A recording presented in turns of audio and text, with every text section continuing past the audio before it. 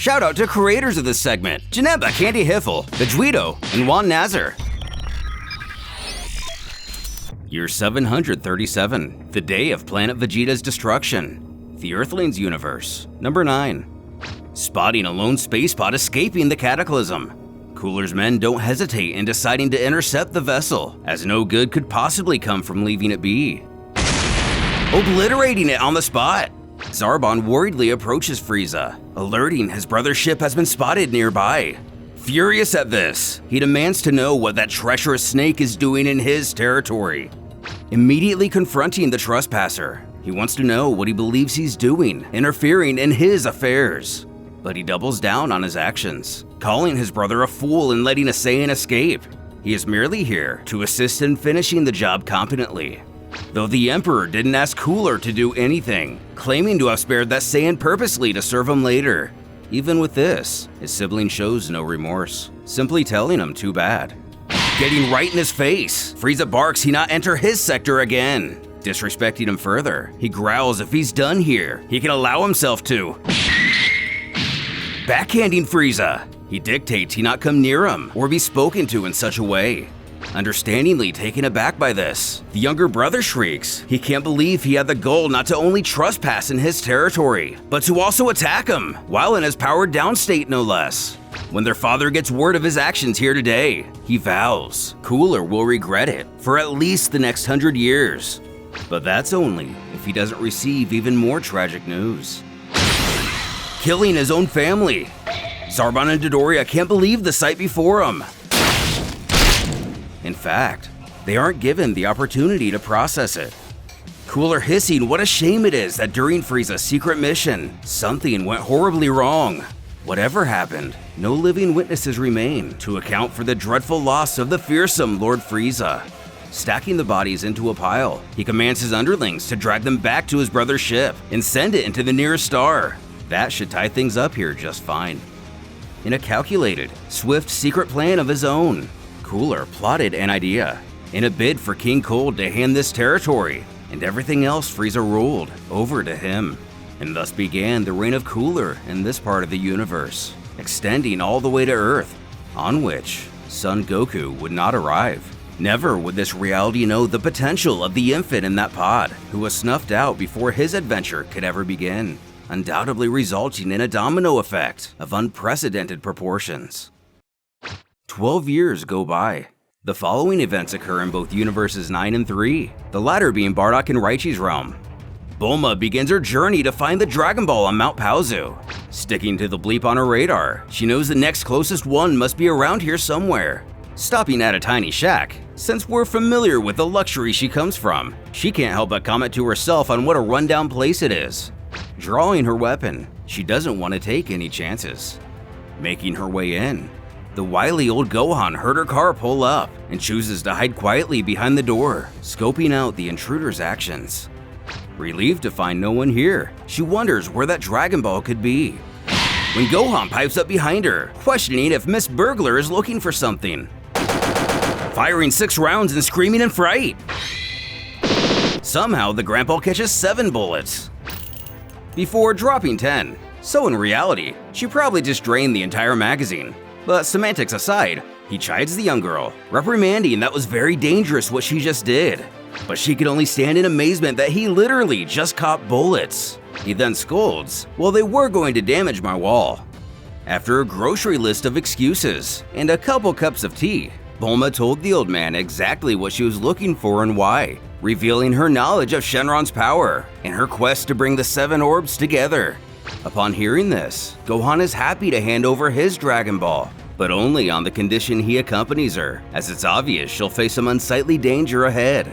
And not to mention, she herself is a danger to anyone that stands in her way, given how trigger-happy she is. The young lady actually has no issue with this offer, glad to have him along. In her head, an invincible martial arts master will be the perfect bodyguard, and may even speed things up a bit. Well, of course, he's merely content in going on a road trip with a stunning young girl. Their adventures would play out very similar to the familiar story, but with Gohan reuniting with Roshi and Turtle. And not long later, Ox King on Fire Mountain, avoiding what was initially a minor confrontation. discovering it was Oolong terrorizing Aru village, not a vicious monster, and facing off against Yamcha in the Diablo Desert, making quick work of him, as the bandit bows before him, begging to be taken on as a disciple. Even a little romance would ensue, with only a few more minor annoyances in their way. A rabbit and his cronies would get to stay on Earth, and the Pilaf gang gets what's coming to them. Soon, their adventure was complete, and they collected all 7 Dragon Balls. But, in still meeting Yamcha, and getting to make a wish with no interference, what did Bulma wish for? 45 years pass. The Vargas land on the lookout to invite the Earth's heroes to their tournament. Tien, never one to turn down a challenge, is the first to accept the proposal. Yamcha, banging his fists together, boasts they've already fought the entirety of their own universe. What could possibly be worse than the others? When 2 young students of Krillin, also sporting turtle shells, hop up and down begging their sensei to allow them to come with. Apologizing it's too soon for his pupils, as they still have much training to do before participating in an event like this. Knowing if they see the Z-Fighters battle at full power, they would lose all hope. One assuring they've gotten plenty strong. Krillin presses they just worry about keeping that up, and they might be ready next time. Continuing to argue, they complain they'll never learn to fight only by wearing these turtle shells and doing random jobs. Of course, we know that's how Krillin was initially introduced to the Kame way as well. But nowadays, it also doesn't hurt in paying the bills of the school. Remembering back to the good old days, he was the Turtle Master's only student. But surely, the focus did nothing to hurt his progress. Yamcha butting in, urging they not underestimate their training, as his own biggest defeat came from a great master of this school. Essentially reiterating the story we just saw, he tells of how Gohan agreed to be the bodyguard of a young girl, joining her on a perilous journey. And at the time, he himself was one of those perils, robbing them in the desert, demanding they hand over all capsules and money. Alternatively, they could always hand over their lives instead. Twisting his mustache, Gohan jokes the youngster shouldn't play with such pointy things. After all, he could hurt himself brandishing a weapon like that.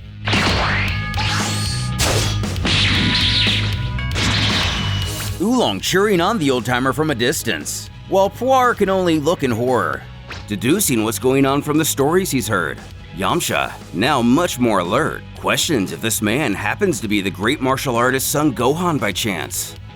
Keeping up with his lighthearted humor, the master has to admit it's kind of embarrassing to be recognized under these circumstances.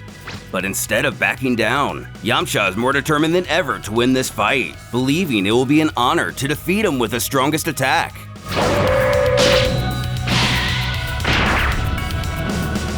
Waking up at a vital moment, the groggy Bulma hisses they're being really noisy and she can't sleep.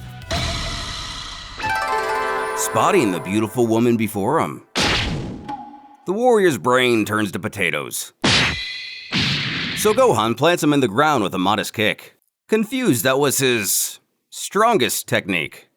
Back in the present, the former bandit giggles he was able to find a master and love at the same time. The kid's whispering how weird this guy is.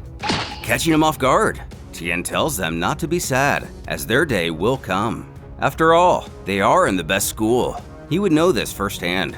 The girl quipping, "Oh what, you're also gonna tell us Talking over her, he assures no. It's a long story and he generally doesn't get nostalgic. Really not letting it go, they continue to try to sway their teacher, wanting to at least watch the fights. When Videl comes swooshing up onto the lookout, thanking the others for inviting her as well, excited to compete against new foes. Yamcha asking if she really plans on taking the Z-Sword, but it does always seem to impress the opponents. The children politely greet her, who's just as cordial in seeing them too. Getting on their good side, she inquires if they'd like to take care of her motorcycle while they're gone. And given the facial expressions, I think we know the answer. Zooming to space, they now shout for their sensei to take his time in that other universe, being given something of interest besides training to keep them entertained. While there are still many stories untold in this realm, such as where these two students of Krillin came from, how Videl found herself in possession of the Z-Sword, or how Yamcha became an android. For now, it's just left to our imagination.